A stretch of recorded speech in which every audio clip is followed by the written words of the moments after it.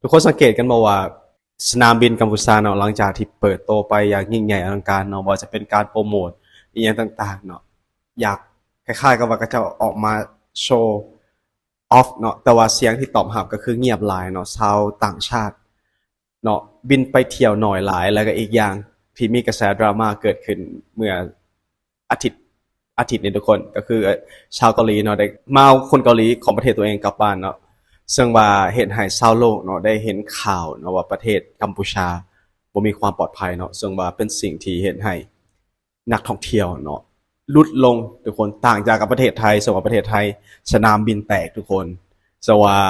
นักท่องเที่ยวทะลักกันเข้ามาเป็นจำนวนมหาศาลซึ่งว่าเรื่องเล่าสิเป็นได้ทุกคนเดี๋ยวมื้อนี้เราจะมาเว้ากัน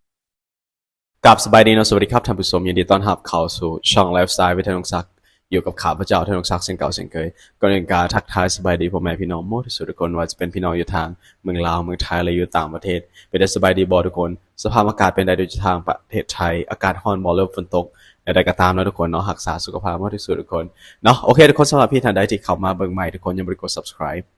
พี่กด subscribe เนาะแล้วอย่าลืมกดกระดิ่งเพื่อบ่พลาดคลิปใหม่ๆของข้าพเจ้านั่นเองทุกคนสวรรค์ในภูมิภาค Southeast Asia เนี่ยทุกคนก็ฮู้เลยนะว่าสุวรรณภูมิ Airport ranking นะสนามบินที่ใหญ่นะทุกคนเนาะในโลกแล้วก็มีความสะดวกสบายว่าจะเป็นการบริการหรือว่านำใส่ AI หรือว่าเทคโนโลยีเข้ามานั่นเองแล้วสำหรับมื้อนี้เราจะมาเบิ่งความที่ไทยเหนือกว่าในหลายๆด้านถ้าเทียบกับ Techno International Airport ของกัมพูชาที่เพิ่งสร้างแล้วทุกคนแล้วเราจะมาเบิ่งคลิปจำนวนหนึ่งนะทุกคนเล็กน้อยเนาะในการและเรามีคลิปมาประกอบนำทุกคนเนาะสำหรับเป็นสนามบินอยู่ในประเทศไทยเนาะคือสนามบินสุวรรณภูมิเนาะว่านักท่องเที่ยวทะลุกันเข้ามาหลายแห่งทุกคนแล้วทุกคนจังหวะในภูมิภาคอาเซียนตะวันออกเฉียงใต้การแข่งขันด้านโครงสร้างพื้นฐานทางการบินเนาะกำลังขับเคี่ยวอย่างเข้มข้นเพิ่นว่าโดยเฉพาะเนาะเมื่อประเทศเพื่อนบ้านอย่างกัมพูชาเนาะได้เปิดสนามบินแห่งใหม่เนาะซึ่งว่ามีชื่อว่า Techno International Airport เนาะซึ่งว่าเป็นทางการในเดือนกันยายน2025ซึ่งมีเป้าหมายทุกคนจะเป็นศูนย์กลางการบินระดับภูมิภาคแห่งใหม่ซึ่งว่าแข่งกับสุวรรณภูมิของประเทศไทยสนามบินหลักของประเทศไทยเนาะที่ครองตำแหน่งผู้นำด้านการคมนาคมทางอากาศนานเกือบ2ทศวรรษทุกคนก็คือ20ปีเนาะสวัสดิ์สิ่งที่เราจะว่าไปต่อไปนี้ทุกคนเราจะมีทั้งจุดเด่นจุดอ่อนทิศทางอนาคตของสนามบินไทยและกัมพูชาว่าจะเป็นทั้งเรื่องโครงสร้างศักยภาพเศรษฐกิจและการท่องเที่ยวซึ่งว่าโดยภาพรวมแล้วเนาะสนามบินสุวรรณภูมิเนาะสนามบินหลักของประเทศไทยซึ่งว่าเปิดในปี2016ทุกคนน่าจะพูดเลยเนาะเพราะว่าพี่คนไทยเหมือนกันน่าจะพูดนะเปิดที่2016ตั้งแต่อำเภอบางพลีทุกคนเนาะจังหวัดสมุทรปราการห่างจากกรุงเทพมหานครประมาณ25กิโลเมตรซึ่งว่าเป็นสนามบินที่มีบทบาทสำคัญระดับโลกโอ้โหระดับโลกได้ทุกคนเนาะบ่แม่นเอเชียSoutheast Asia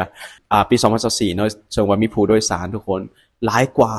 62ล้านคนโอ้โหเนาะประเทศเราตอนนี้ก็จะประมาณ7 ถึง 8 ล้านคนโอ้โหจักเท่าทุกคน Oh my god it's not หลายเท่าตัวเนาะถ้าเทียบกับประชากรของประเทศเราจะผ่านการเข้าออกต่อปีสนามบินแห่งนี้เนาะเป็นฐานปฏิบัติการของสายการบินระดับชาติอย่างการบินไทยทุกคนแล้วก็เป็นศูนย์กลางของการบินในภูมิภาคอาเซียนด้วยรันเวย์คู่ทุกคนนะพร้อมขนส่งครบวงจรรวมไปถึงไฟฟ้าแอร์พอร์ตเรลลิงค์เนาะที่เชื่อมสู่ใจกลางกรุงเทพนั่นเองสะดวกสบายทุกคนนะผู้ใดบินลงไปห้องกรุงเทพแล้วก็สามารถขึ้นรถไฟฟ้าเนาะสามารถเข้าไปในใจกลางเมืองได้ทันสมัยแฮงทุกคนกลับมาที่เทคโนทุกคน Techno International Airport เนาะสำหรับเป็นก้าวใหม่ของกัมพูชาเห็นว่าสนามบินแห่งนี้ตั้งอยู่ในจังหวัดกันดารห่างจากกรุงพนมเปญประมาณ20กิโลเมตรและเพิ่งเปิดใช้งานอย่างเป็นทางการในเดือนกันยายน2025ซึ่งว่าครอบคลุมพื้นที่ประมาณ 2,600 เฮกตาร์เนาะซึ่งว่าจีนมาลงทุนทุกคนซึ่งว่าออกแบบโดยบริษัทสถาปนิกชั้นนำจากอังกฤษจากอังกฤษทุกคนเป็น Foster แล้วก็ Partners เนาะแล้วก็มีจีนร่วมซึ่งว่าโดยมุ่งหวังให้เป็นสนามบินที่ทันสมัยที่สุดของประเทศห้องรับเครื่องบินขนาดใหญ่และการเดินทางระหว่างทวีปเนาะซึ่งว่ารันเวย์ยาวกว่า 4,000 เมตรเนาะแล้วทุกคนสว่าเฮ็ดใหม่เนาะคนที่ไปก็ยังบ่หลายทุกคนข้าพเจ้าบ่เห็นซึ่งว่าข่าวๆนี่ก็บ่ค่อยเห็นแบบคนไปหลายนะเนาะมาเว้าเรื่องถึงศักยภาพทุกคนเนาะซึ่งว่าสุวรรณภูมิเนาะซึ่งว่าออกแบบให้ห้องรับผู้โดยสาร45ล้านคนต่อปีแต่มีการใช้งานจริงเนาะเกินขีดจำกัดใน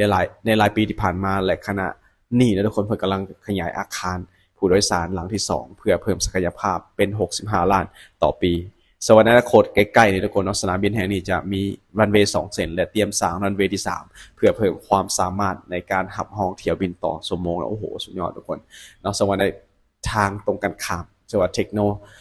International Airport ซึ่งว่าเริ่มต้นด้วยเป้าหมายรองรับ13ล้านคนต่อปีแต่มีแผนระยะยาวให้ถึง30ล้านคนต่อปีพร้อมโครงสร้างพื้นฐานที่สร้างเพื่ออนาคตเช่นรันเวย์คูลระบบ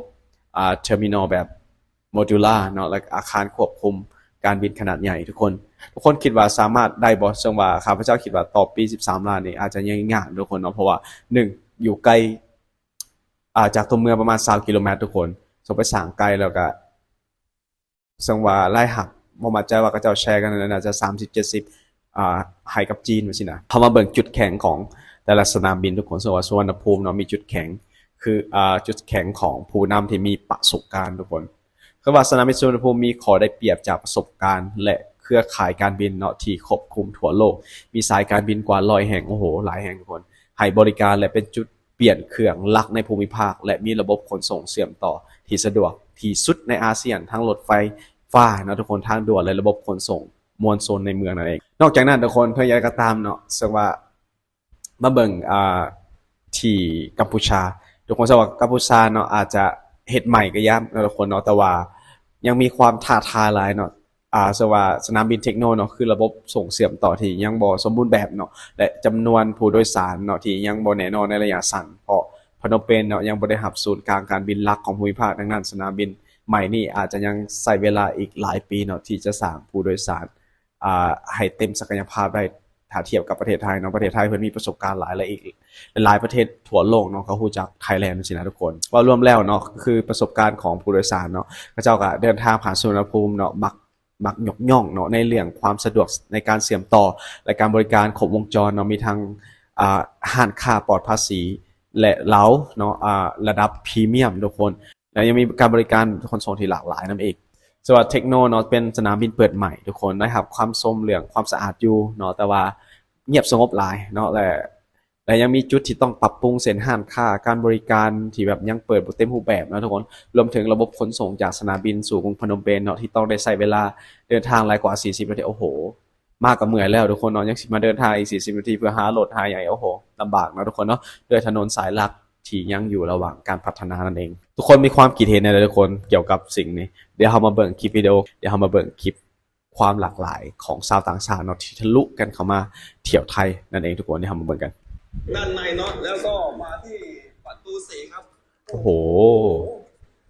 ปาใครตอบได้ช่วยตอบทีว่ามันเกิดอะไรขึ้นกับประเทศไทยคือสิหลายแฮงทุกคนเนาะหลายแฮงข้าพเจ้าคิดว่าอันนี้บ่แม่นเสาร์อาทิตย์นะโอ้โหทุกคนข้าพเจ้าคิดว่าประเทศไทยนำรายได้จากการท่องเที่ยวนี่เป็นจำนวนมหาศาลเลยทุกคนเพราะว่านักท่องเที่ยวทะลุเข้ามาแปลว่าประเทศไทยมีดีทุกคนบ่ว่าจะเป็นทางธรรมชาติวัฒนธรรมแล้วก็มีพวกห้องห้อยประวัติศาสตร์ไปสินะเห็นให้เขาเจ้าอยากมาเที่ยวและการไปไทยก็จะเป็นสิ่งหนึ่งที่ว่าได้เคิ้นว่าการบริการอย่างต่างๆที่แบบประทับใจนะเห็นให้เขาเจ้าอยากกลับมาอีกและเขาเจ้าก็บอกต่อๆกันสินะจะเห็นประเทศไทยได้มีนักท่องเที่ยวทะลุ60ป้ายกว่าล้านทุกคนต่อปีจะเป็นสิ่งที่ว่าโอ้โหเขาเจ้าบ่อยากจินตนาการเลยตอนไปเช็คอินหรือว่าตอนไปเช็คอินบ่หรือว่าตอนขึ้นเครื่องคือสิแบบคนหลายสินะมันก็จะมีความแบบโดนแต่ว่าข้าพเจ้าคิดว่าอยู่ประเทศไทยมันก็น่าจะใช้ระบบใหม่ก็คือเซลฟ์เซอร์วิสก็อาจจะแบบมีตู้แบบสแกนตู้เช็คอินเองมันแล้วก็เอาปีออกมาเองแบบมันจึงบ่เฮ็ดให้แออัดในแต่ละบ่อนที่จะไปเช็คอินในแต่ละสายการบินที่จะไปเช็คอินแต่ว่าสนามบินมันใหญ่นะทุกคนมันสามารถที่จะเคลื่อนไหวห้องหับได้ดีแล้วก็เฮ็ดให้บ่แออัดแล้วก็สะดวกสบายในการเดินทางทุกคนก็จะอาจจะบ่ได้เสียเวลาสินะครับเจ้าคิดว่าเพิ่นเฮ็ดได้ดีทุกคนแล้วเขาดาวปีนี้จะอยู่กันอย่างไรแล้วเขาดาวปีนี้จะอยู่กันอย่างไรโอ้โหสุดยอดจริงๆสุดยอดจริงๆตอนนี้บอกนะคนลุกสู้เลยนะครับทุกคนตอนนี้คนลุกสู้ครับไม่